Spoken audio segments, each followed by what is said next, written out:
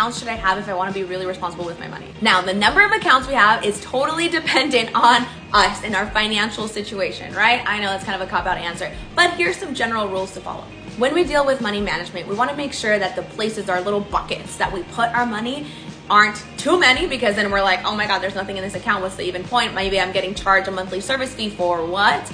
Or they're not too little, like, okay, it's all in this one big pile and I forget what this money is earmarked for. The first account that we want to have is our needs, our life important accounts. Like, this is where we get paid and this is where our bills are paid out of. Think like rent, your utilities, whatever. Now, an essential part of your finance plan is going to be to allocate for some fun, whether that's eating out, whether that's travel, whatever it is. So whatever that number becomes in your finance plan, let's have a second checking account. That's where you get to transfer that fun money. That fun money is where all of your fun activities come out of. So let's say your Venmo is linked to that. That's the account that has the Apple Pay, so that when you go and you grab coffee, that's where the pool of money is coming from. So you're still allowing yourself for those joyful, fun experiences that you love, while also protecting and making sure that you don't dip into the money you live to act like the money you need to actually live. Now, oftentimes your checking account with your main bank is going to come with a savings account within it, right?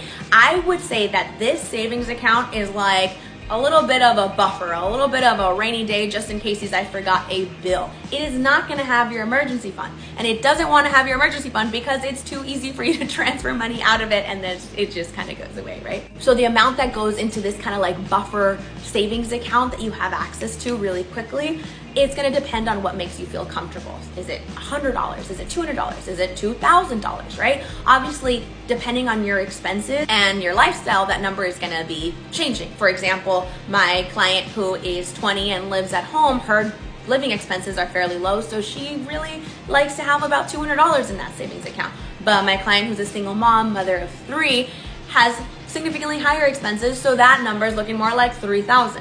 And then finally, your high yield savings account, right? This is gonna have your emergency fund, and it's gonna be in a high yield because it's gonna be separate from your checking account so that you don't have quick access to it. You really need to need it if you actually want to access that capital, and it's gonna be earning a higher yield. So earning you some money while it's keeping you safe, win-win.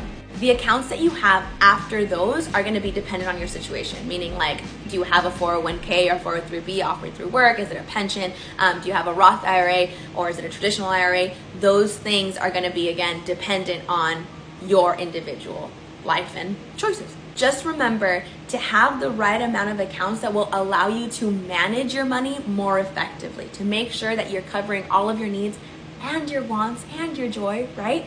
In a way that does not promote credit card debt.